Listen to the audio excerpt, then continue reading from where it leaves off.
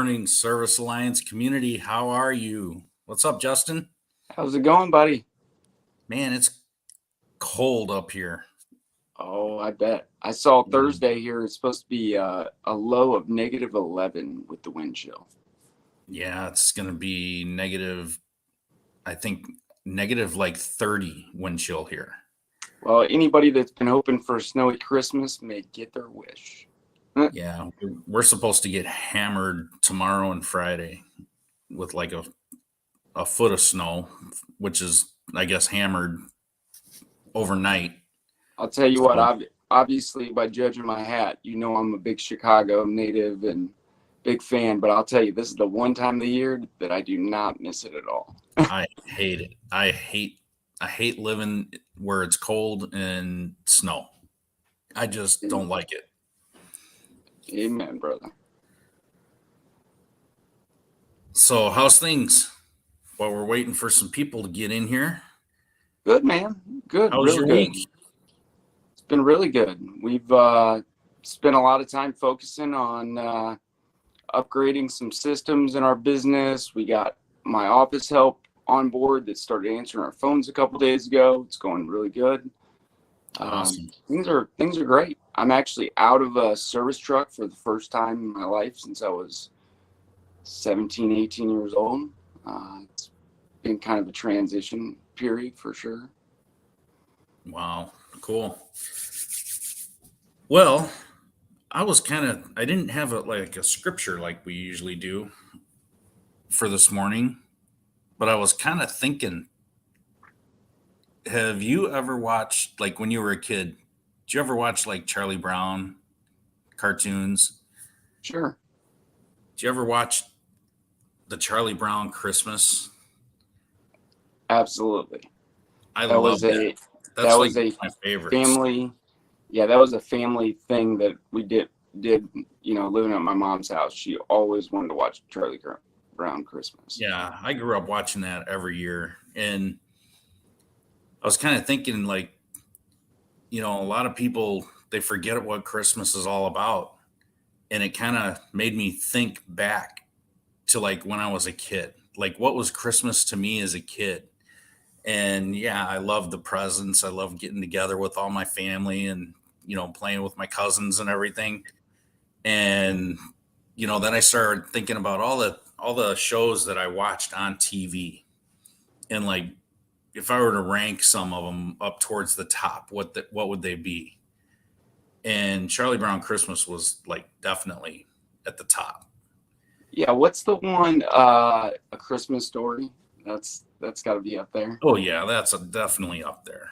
Some Um, people may not agree with this, but what's the one with Bruce Willis that everybody says isn't a Christmas movie, but it that's kind of Die is? Hard. I mean, it's Die Hard, even man. You gotta even watch Die Bruce Hard. Willis came out and said it is not a Christmas I movie. know, but I watch it every year over Christmas. I swear. But I love Die Hard. I do. Yeah, It's just not Christmassy to me, you know.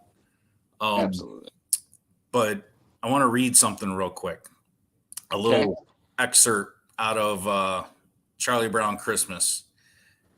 Charlie Brown was like, if you remember, he was like all depressed and like trying to figure out what is Christmas all about, and everybody's thinking it's about the presents or getting together with family and all that stuff. And then he gets really frustrated when they're getting ready to do like a play.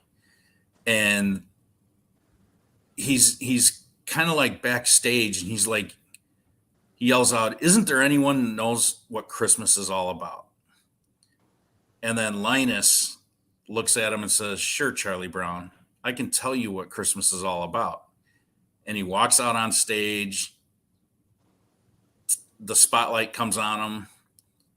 And here's what he said: "And there were in the same country shepherds abiding by the field, keeping watch over their flock by night. And lo, the angel of the Lord came upon them, and the glory of the Lord shone around them. And they were so afraid. And the angel said unto them, Fear not. For behold, I bring unto you good tidings of great joy, which shall be for all people. For unto you a child is born this day. in the city of David a Savior, which is Christ the Lord. And this shall be a sign unto you.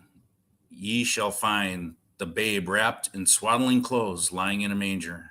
And suddenly there was an angel, a multitude of heavenly hosts, praising God and saying, Glory to God in the highest, and on earth peace, goodwill towards men. And then Linus walks back off the stage and looks at Charlie Brown and says, that's what Christmas is all about, Charlie Brown. And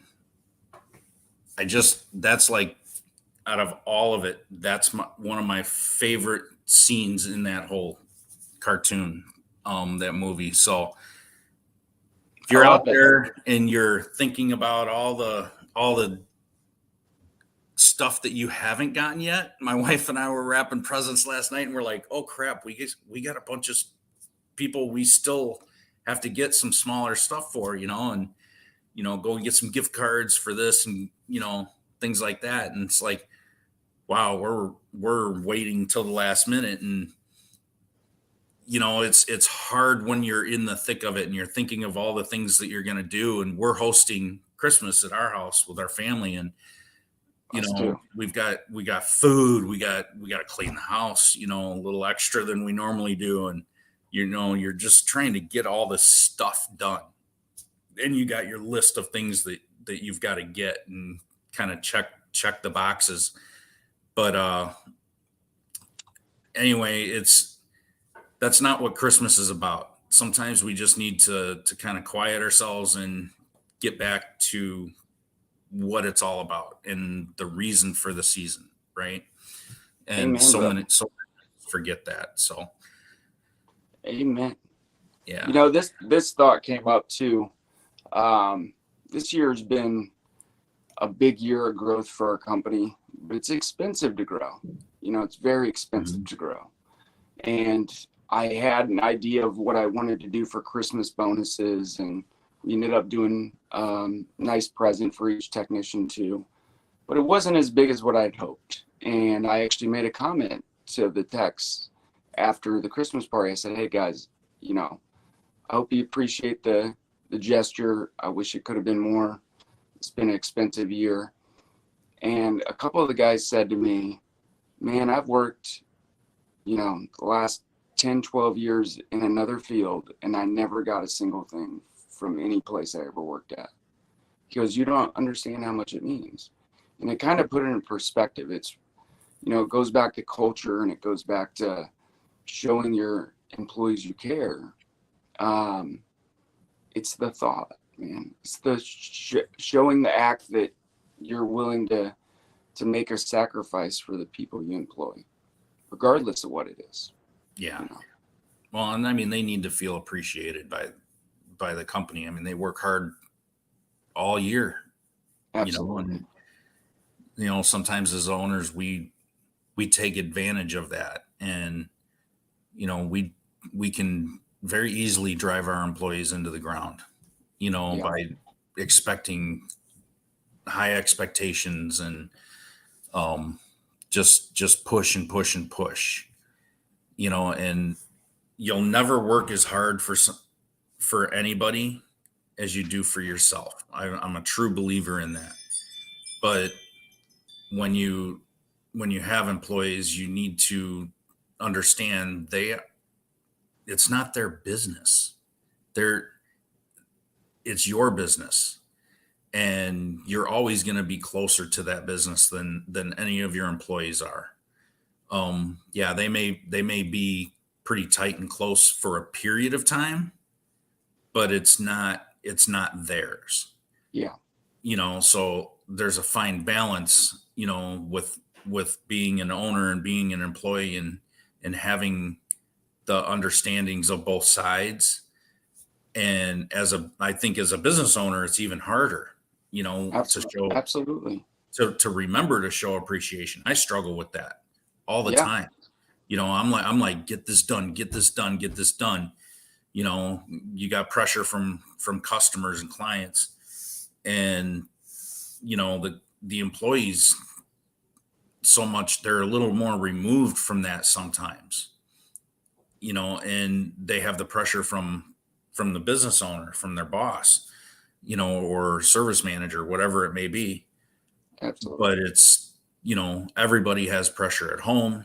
There's pressure from all sides, no matter what position you're in. So it's my thing is, I never wanted my employees to actually expect like a Christmas bonus or a year-end bonus, whatever it was going to be. I wanted them to know that it's only there because I appreciate them, Yeah. and I want it to be from the heart, not out of expectation or obligation, I guess is what I'm trying to say. No, I completely agree 100%. And I'll say this: there's a huge stigma in our industry that I found out at the last ASDI, which was people are very fearful of hiring younger people, right? And you can attest to this, Mike. I probably have the youngest staff possibly in the country. My average age technician is like 23, 24 years old, and I have 10. So most of them are between 22 and 26. And this is a generation connects differently. First of all, they have a hell of a lot more options income wise to make money than we ever did. Oh They yeah. can make 50, 60 grand a year flipping stuff on Facebook Marketplace. Yeah, they can do it sitting on their ass at home. Absolutely. And the one thing that I've realized through the growth of my business is this younger generation is about one thing. They're about connection with people, the brotherhood, the being a part of something bigger than themselves. That's a big thing to their happiness in the workplace, which you don't get if you're side hustling stuff on Facebook Marketplace, right? So understanding that and positioning yourself to try to attract that younger guy, to be honest with you, I will take a 22 to 24-year-old kid over a guy that's been doing it 10, 15 years any day of the week. Now there's exceptions to that rule, but they're very quick to learn because of technology. They're very appreciative based off the comp plan, and they're big about the culture, and I love that. So, Yeah, they're a little more open-minded than somebody who's been set in their ways, absolutely. for a decade or more, or 2 decades especially. I've always tried to keep an open mind, but there's been times that I was very set in my ways. Yeah. But there's a fine balance between experience and wisdom based on, your life experience, and having an open mind, and knowing when to actually to have that wisdom to actually have an open mind and know that there's another way. So, Absolutely.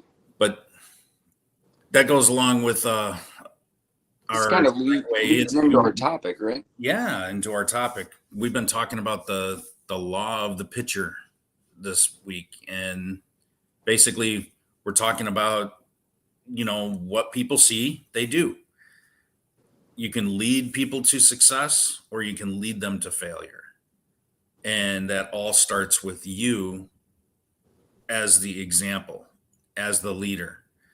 Because I mean, I've had plenty of jobs over the years, and I've been the employee, I've been the business owner, I've been the manager at all these different places, and I can tell you right now, people watch what you do when you're in a Yeah. leadership position or managerial position, and if you're lazy, everybody that sees you is going to be lazy too, because you just set that tone, you set that expectation. Why should they Absolutely. rise above? They will never rise above you. So if you're say on a scale from 1 to 10, if you're going to lead at a 5 and you're just going to be like middle of the road type average leader, Right. everybody that you attract is going to be like a 3 or 4. They'll always be below you because they're never going to meet or exceed what you do. It's extremely rare. in a leadership position that happens. So Absolutely. Absolutely. And I'll take a different spin on this. You know, one of the things that I really value in my business is making sure my guys understand financial responsibility. And I'm talking to them constantly about their future and, hey, getting to retirement. I mean, you look at our economy right now, it's pretty scary. I come from an investment banking background. You know, our country, if you look at it, you know, from a tax revenue standpoint, okay, our federal government borrowed 1.375. oh, we lost you. That 1.37 trillion dollars in 10 years will turn into 110 trillion dollars. And I know this is off topic of what we're talking about, but it's the idea is look, I'm going to invest in we teach financial courses at my business like 2 times a year. I brought in my father-in-law, who's entrepreneur, very giving man. Actually is doing kind of a buy here, pay here deal with 2 of my employees on buying a house. And the biggest thing is, you know, those little payments every month, they add up and turn into you're leveraged by debt. And that debt positions you in a position where you make bad decisions. So I try to be in my business of, look, guys, I'm 39 years old. This is where I'm at. This is how I got here. And, you know, I can see you running your own office at some point in your career, hopefully under our umbrella. And one of the biggest roles in being a business owner is understanding the numbers and being financially responsible. And it starts with, hey, you can't go out and buy a new truck, you know, because more importantly, having parts on hand comes before buying a new truck. Or, you know, don't go out and buy a $60,000 truck. For a work truck, you're going to put 100,000 miles on in 4 years. Go buy a $5,000 to $10,000 truck, you know. So that's one of the things that I've really tried to implement in my business to show that I really cared beyond our work is, you know, teaching financial responsibility. And really, I say this to my guys all the time. I'm not hiring employees. I'm trying to find leaders that can end up running their own office, because that's where I see my business projected out 10 years from now. So what are you doing in your business that you're looking for to identify leaders in your business? Like what traits are you looking for? So, you know, the biggest thing, I'm a very big first impression person.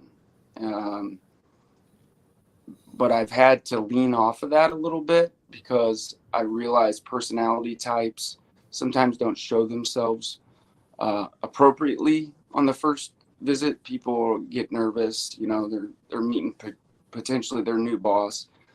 I would say definitely character, loyalty,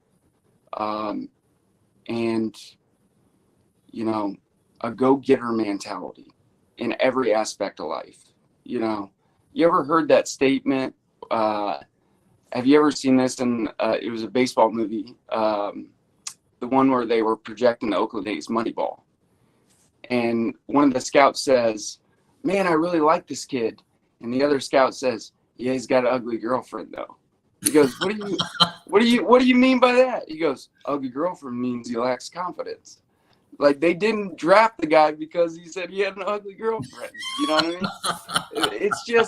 It's one of those things. Honestly, it's one of those things, really, man.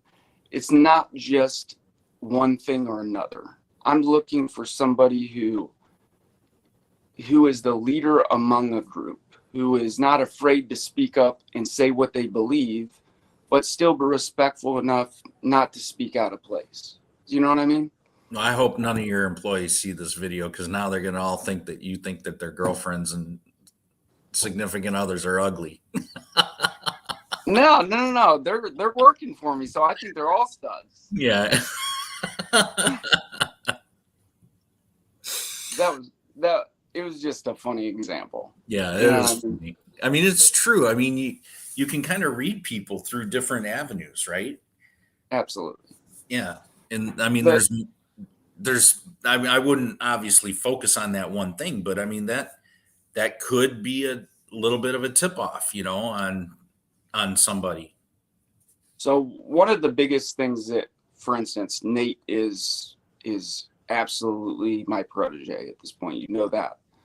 Um, when I realized Nate is the person that I could see running this business someday, or his own business, which could happen very soon, his willingness to help other people without getting anything in return for the betterment of the business, because he saw the bigger picture people that dream big, right? They're not gonna, if you're not a big dreamer, you're not going to understand that I can see my company as a company that could be in 15 cities in 10 years. You know what I Right. mean? You can't make that connection. I'm the type of person, I say this to people all the time, I'm going to dream really big. And if I get halfway to my goal, I'm still the most successful person in the room. Right. Exactly. Is that a failure? I That's that failed at 10x getting to rule. my goal, Whole but concept. you know what I mean? Yeah. I love that. I mean, that's why I like the 10x rule concept from Grant Cardone so much, because he says, whatever you want, 10x it. That's what you should shoot your goal for. And if you only reach 3x, Yeah, you're still three times beyond what you originally said that you wanted. absolutely. So I mean, it's like, I liken that to, like someone who's a karate instructor, kung fu instructor, whatever. And I took those classes when I was younger. And when you're trying to break the board, and do the big karate chop or punch, to break the board, and they're like, don't hit the board, hit what's behind the board, Absolutely. because that's where the force comes, right? So you have to imagine that there's a board that's like, 5 inches, 6 inches, 7 inches behind the one that you're going to hit, so that you just follow through.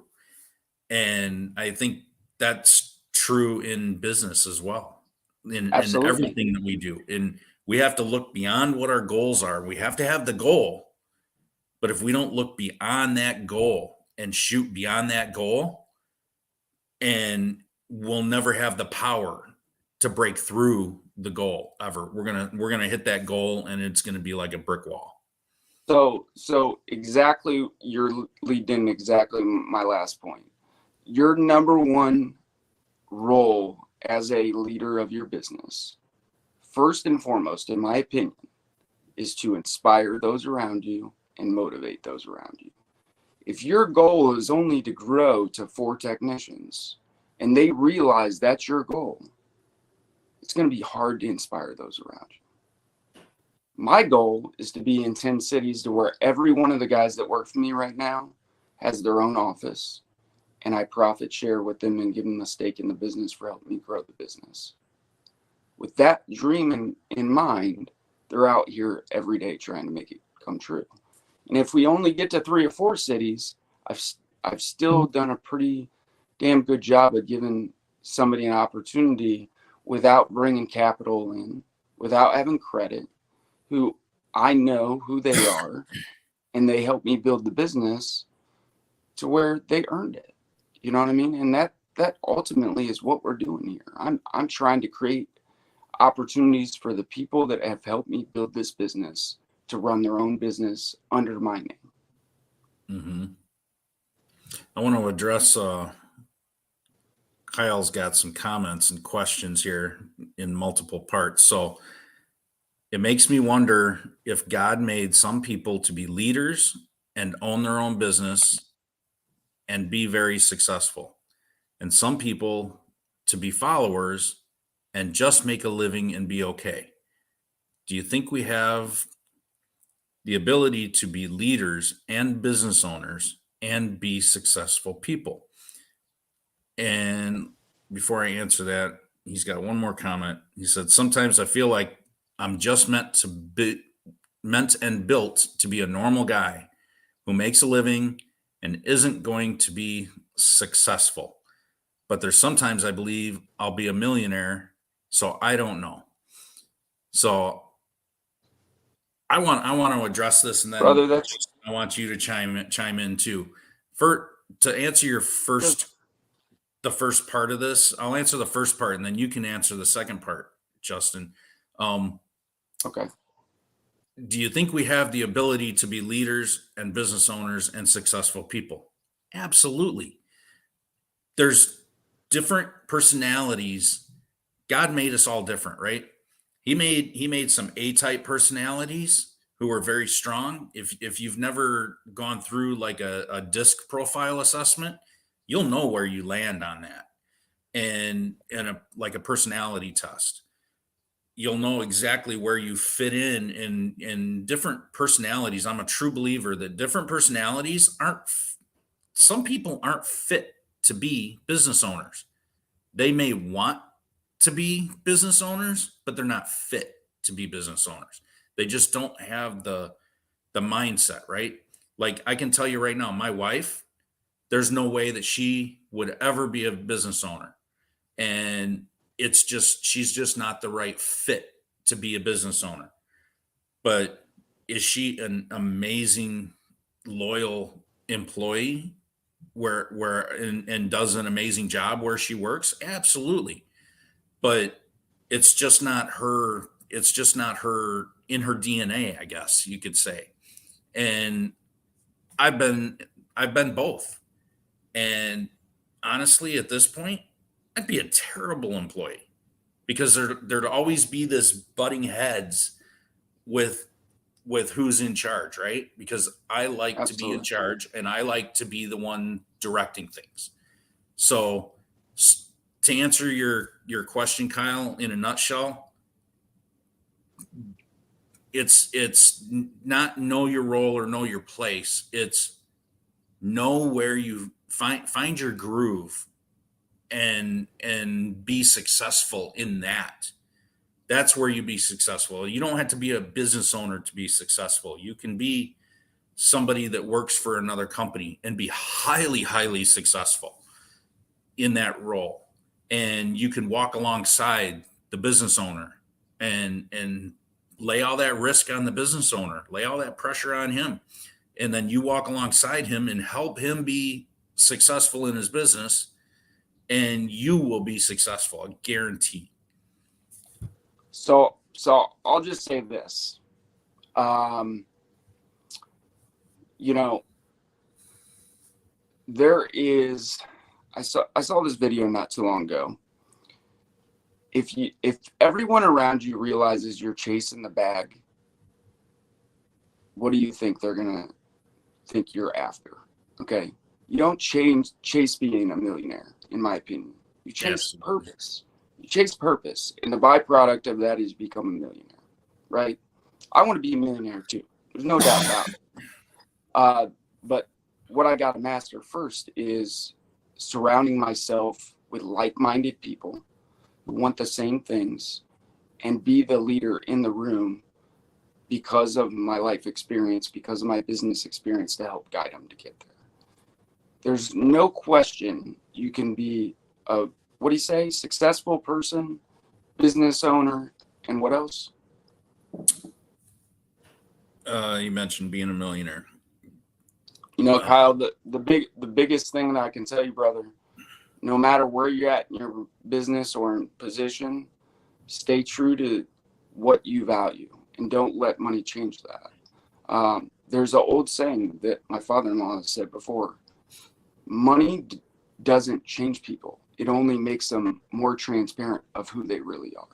Absolutely.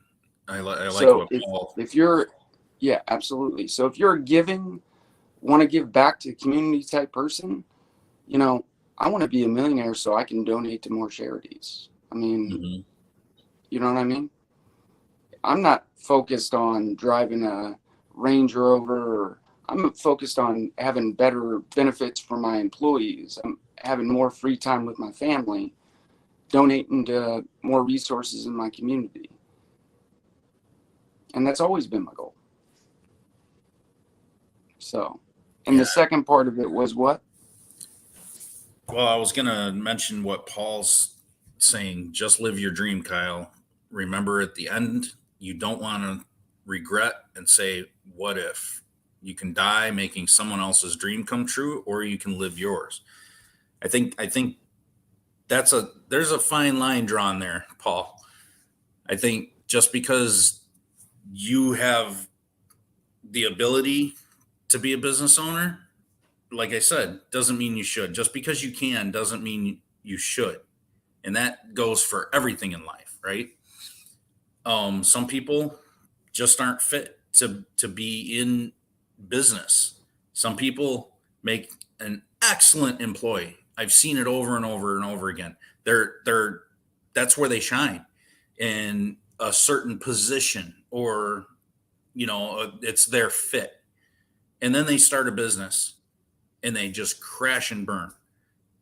And it's not because they're stupid. It's not because they're doing everything wrong. It just wasn't their fit, and somewhere along the line, if you're not in the right fit for what you're born to do, no matter what you do or how hard you try, you will not be successful in a role that you're not made for.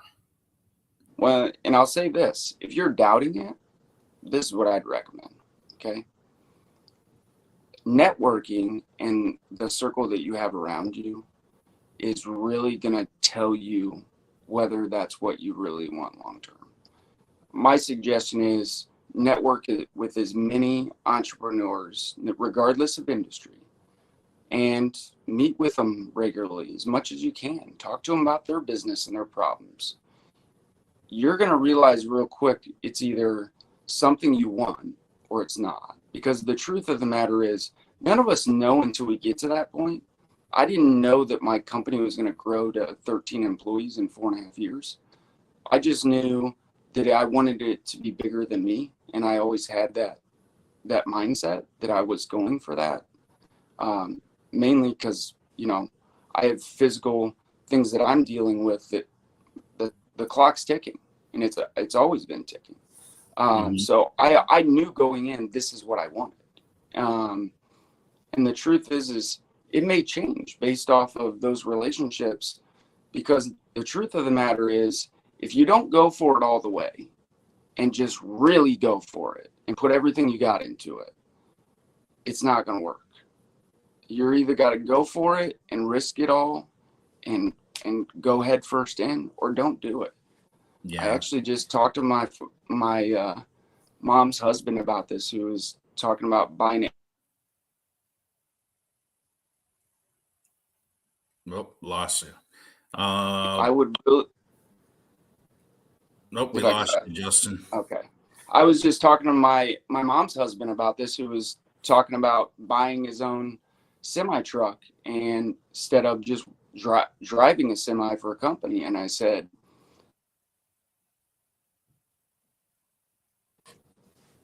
sorry. Oh, and you said what? I said, you really got to think about, is this something you want to commit the next 15 to 20 years of your life to? Because the investment that you're looking into is going to take 20 years to recoup before Oh, yeah. you're going to see the brighter end of it. And he ended up Absolutely. deciding not to, because he realized, look, I'm 40, 49, 50 some years old.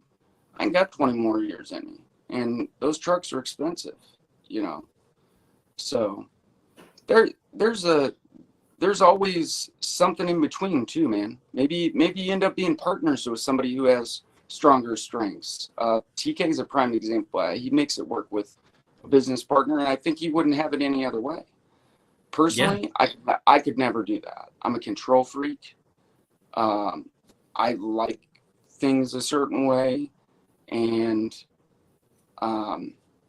you know, I would have a hard time sharing management responsibilities with another individual. Well, I mean, we're a perfect example of that, right, Justin? I mean, you and I are partners. Zach, I got him up on the screen. He's one of our business partners in the Service Alliance group. We're all business owners, all five of us as Hmm. business partners, and it's been a struggle, Yeah, with all of us. Like TK is probably the easiest one, yeah, because he's got a business partner. He loves that setup. I used to have a partner when I first started my business, and that partner was my own brother. yeah, And I fired his ass as my business partner. yeah, And I said I would never do this again. yeah. And until I got involved with you guys, that was my this is my first partnership since then, because I had a bad taste in my mouth. Well, and that was my point to Kyle about networking with other entrepreneurs. Personally, I've had more personal growth as a person because of our partnership and friendship Oh, than I I have. ever would have, and because you guys tell me how it is. I have a lot of people around me at this point now that my wife and I have grown this into success. Sometimes tell me what I want to hear, and I need somebody to be critical and tell me what I need to hear. Right. And And I mean, in our dynamic, we all have different skills and experiences and traits, right? That mm, complement each other very well.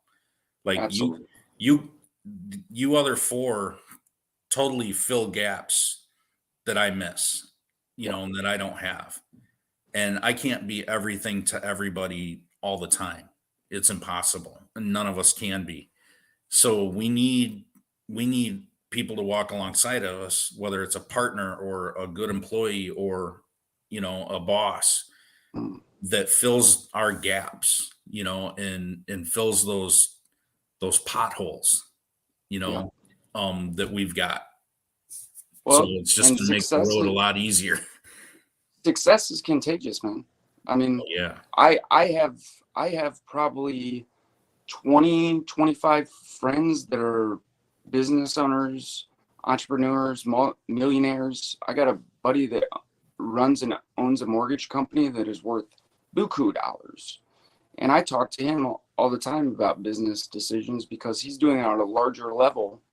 And I just want his feedback. Sometimes and the thing is I'll also say this: always follow your heart. Don't make those decisions based off of somebody else's input. Like, listen, value the content they're giving you, but ultimately do what you're going to do. You know what I'm saying? Yeah. But take it to heart. You know what I mean? I mean, if you've got a goal that you know where you want to be, and you're shooting for the stars or not the stars, you know, um I think find somebody else who's already where you want to be Yeah, or past where you want to be, and then talk to them and find out what their path was to get there. Get their best advice. And I would rather learn from somebody else who's made all the freaking mistakes that I'm about to make, so that I can try to avoid those or minimize them as much as possible. Because no matter what, you're always going to make mistakes along your path. There's no perfect, SOP for success, right? So absolutely. if you're looking, say, I want X, but I need to know the ABCs to get to X, and somebody else has gone through the EFG, and that's where the biggest problems are. I want to talk to those people Yeah, so that I can be prepared for that, and now you've got a path to success that you can lay absolutely. out, but it Well, takes somebody at the end to know what that path is, right? And if you're just at the absolutely. beginning of the path, how are you going to know? You're Sometimes trailblazing is the biggest BS ever. I don't want to be a trailblazer. Yeah. Sometimes I want it to follow the other trail that somebody else did, because if I'm blazing a trail, that means I'm doing all the chopping, I'm doing all the sweat work, and I don't know where I'm going into that jungle. Well, just like in corporate America, right? They always say stay in your lane, right? Another important thing, in my opinion, if you're a business owner starting out or you're trying to navigate your way through it, be very self-aware of your strengths and weaknesses. And you want to maximize your strengths and minimize your weaknesses. Me and EJ always talk about this. So my biggest strength as a business owner is when chaos happens, I actually get activated and I actually thrive in those chaotic moments. Like I automatically, I even do it in our partnership sometimes to the point where it annoys the shit out of you guys. Like something will come up and I'm already trying to solve the problem before I even know for sure what the problem is, right? I'm already trying to find a solution. EJ, for instance, he is a unbelievably good, organized plan of action.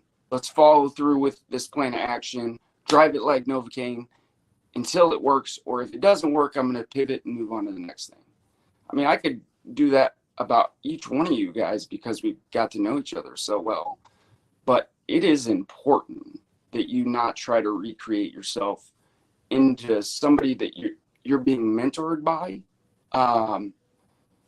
or the other way around, that you stay true to yourself. Because if you try to take somebody else's image and recreate it, the delivery doesn't work. You know what I'm saying? Like, Yeah, I mean, you can have a mentor mm-hmm. and ask for advice, and you can still follow their path, but it's you following the path. It's not them.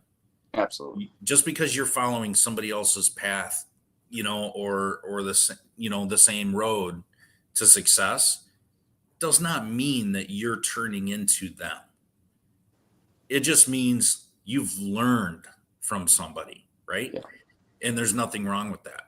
Absolutely. So I agree with you, saying be true to yourself, but that doesn't mean be defiant or not follow somebody else. No doubt about it. And a lot of people misunderstand that. Yep. Good point. Good point. All right. Well, we're 45 minutes in, so let's wrap this up. I want to say to everybody, you know what? A lot of you are probably in the path of this storm, so stay safe out there. Have a great week. Have a great Christmas. I won't see anybody on here, before Christmas, so have a great rest of the week, guys. Definitely, guys. Have a great holiday break. Happy New Year's. I'll probably see you before then, but take a moment this week, reach out to those employees and tell them how much you appreciate them, man. It goes a long way. Absolutely. In building culture in your company. All right. I'll see you guys next week.